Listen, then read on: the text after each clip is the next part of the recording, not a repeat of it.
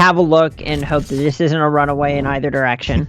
I'll be brazen about it. I'm pro Omnath. I think if we're going to do this, let's not do it half-heartedly. Let's have an 8 out of 8 Omnath top 8 here to close out its time and standard, perhaps.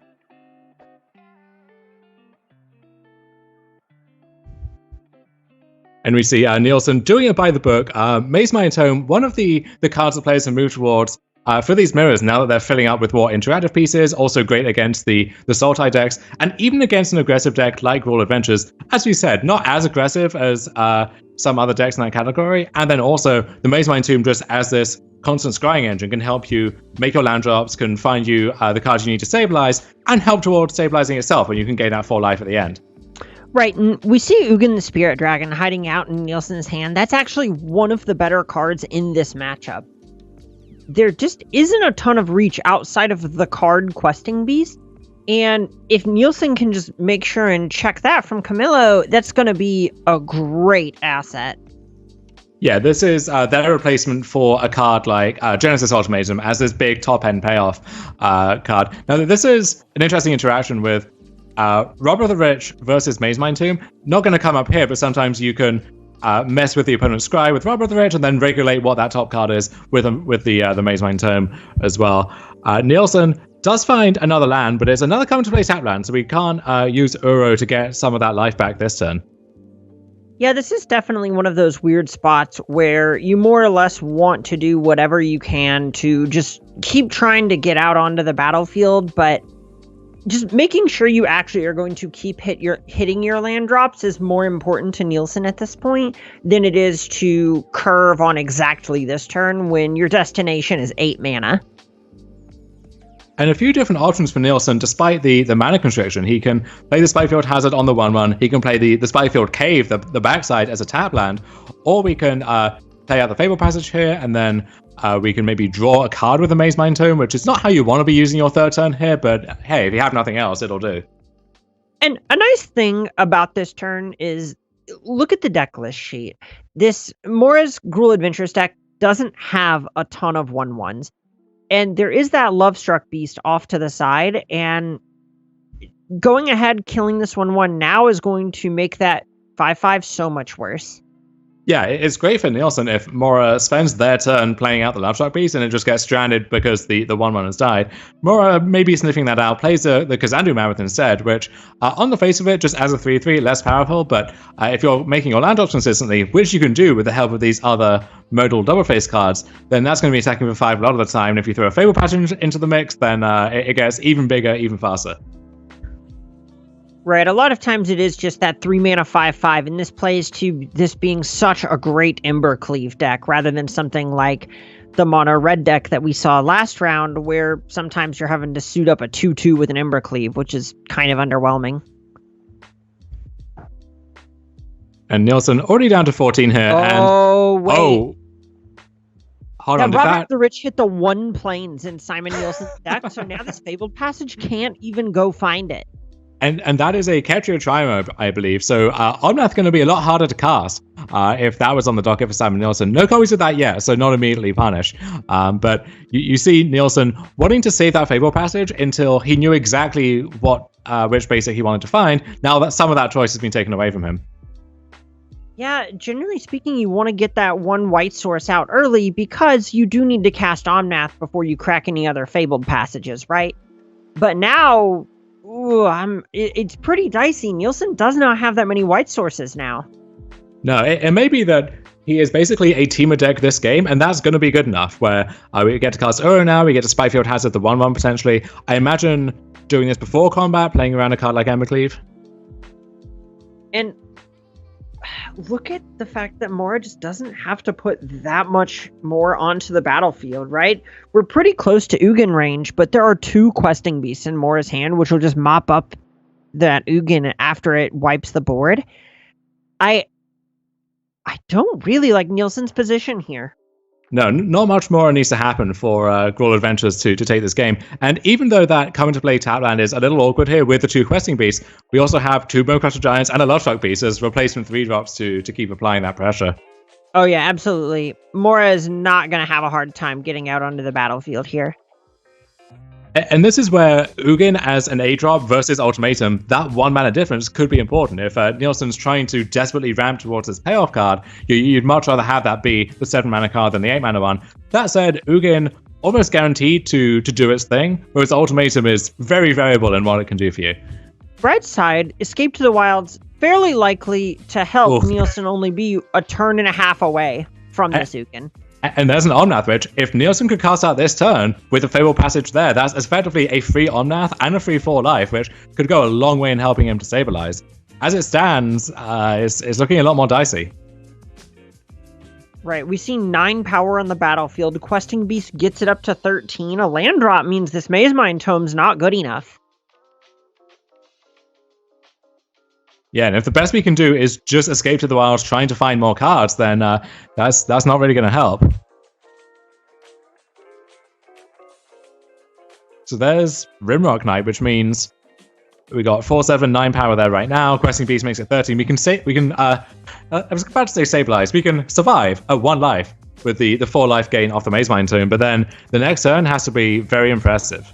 And Ugin will not get the job done because we have Stomp and Bonecrusher Giant and a second Questing Beast as backup. Yeah, this is...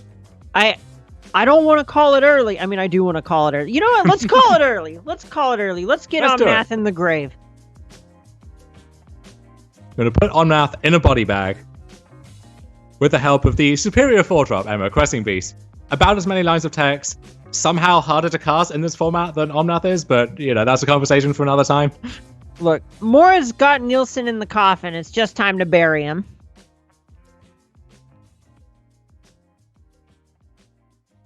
We get to draw a card. So, with the board as it stands right now, if Ugin's not good enough, is there anything that is?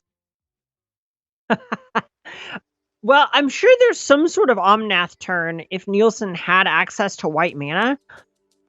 As it stands, it feels like his only recourse here is just cast this Ugin minus cross your fingers, but Mora's just got spells all the way down, or Kazandu Mammoth would have been lethal a second ago. Yeah, imagine if we could have cast Omnath the previous turn. That's 4 damage that it soaks up in combat, an additional 4 damage at least from the enter the battlefield trigger. So we're looking at a virtual 9 life here effectively, which that can let Ugin stabilize. So that's more than good enough. And that just goes to show how important planning sequencing is whenever you bring one of these ramp decks to the table, because these modal spells, or these modal lands rather, they look like dual lands, but they actually are just creating basics. Yeah, and it may be that Simon couldn't afford to fetch the basic planes there regardless. There's something to go back and study the tape. But when you're thinking about that 1 in 47 chance or something that the rubber hits the planes, it feels like a very remote possibility until it happens, and then suddenly the whole game turns on that one moment. Yep, that's just the second that you realize you've lost the game. And it's something you'd see sometimes in Modern with Goblin Guide as well, where you need to make sure sometimes that a certain, say, a Dryad Arbor or a Shockland is in your deck so you can fetch it tapped, and then it is just not anymore if you wait too long. I've definitely been punished that before. I wish I could say that's something that only happens to you once. It isn't. It's happened several times. I'm sure will happen again in the future. But as this standard format looks to be changing with the announcement next week, you can find immediate reactions to that and more long-form analysis of that too on Starcity Games Premium. You can become a member for just $79 a month and enjoy all of the exclusive benefits, ranging from the exclusive content by you, me, and all of our other writers, 5% off sealed products, 10% off singles, and 15% off gaming supplies as well. And for these two players, Mora, I'm sure, has their cyber plan for this matchup nailed down by this stage. For Nielsen, is it just a question of these cards are good against aggro, these cards are bad against aggro, or is there a little more nuance to it than that? I imagine a majority of what we're going to be seeing from Nielsen here is just finding things that play to the battlefield in the earlier stages of the game and don't rely on being at parity. So we see Mystical Dispute, for example, getting thrown into the sideboard because cards that are virtually cancel are fine as long as you can afford to hold them up. But if you're under pressure, your opponent developed a 5/5 on turn 3, for example, you just aren't going to be in a position where you can afford to have 3 mana left over at the end of your turn.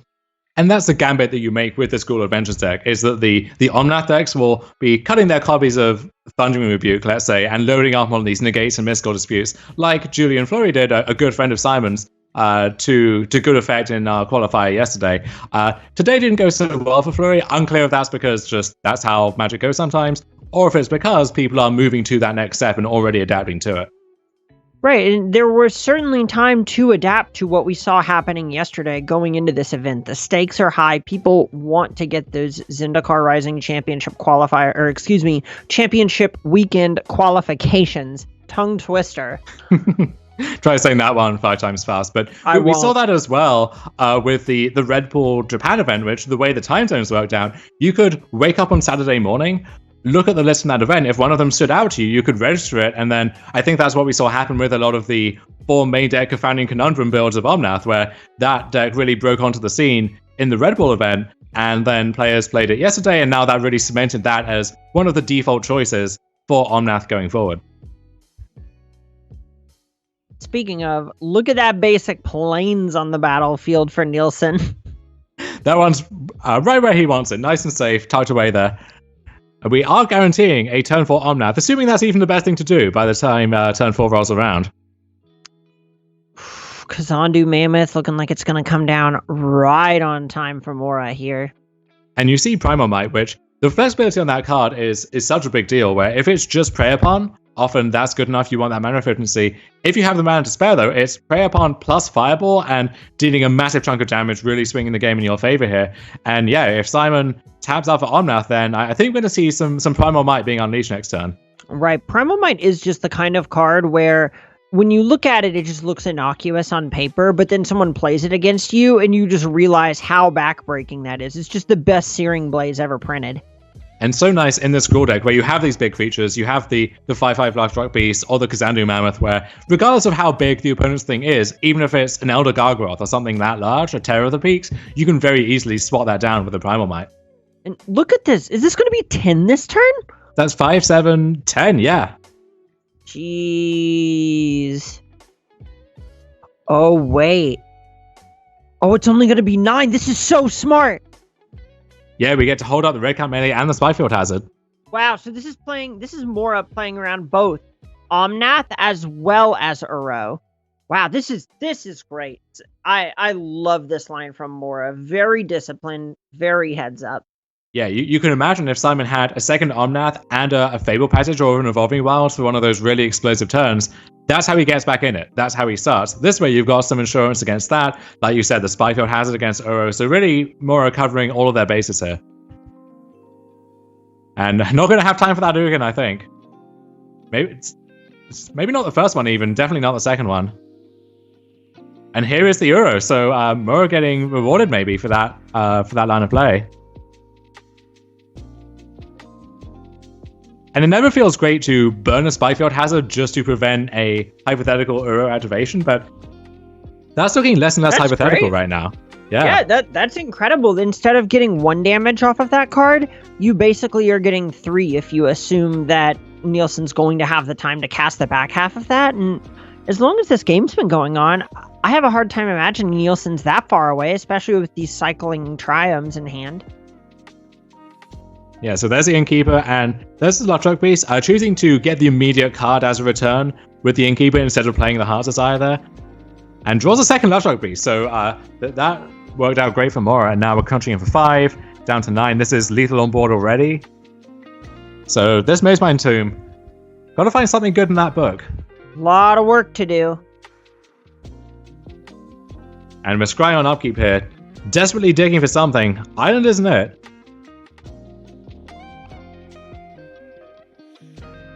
Pathway isn't either. I guess we can cycle, maybe hope to hit an Omnath or an Uro again.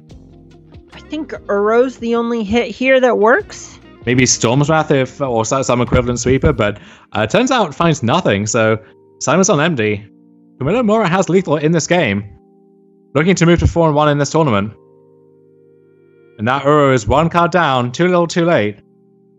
And this right here is the draw to this Gruul Adventures deck. Is Nielsen's list is tuned to just go so far over the top that it can just get the bottom taken out from under it, right? The House of Cards just completely collapses. Another Omnath hero falls. The Cruel Adventures villain wins again, moves to 4-1 in our tournament.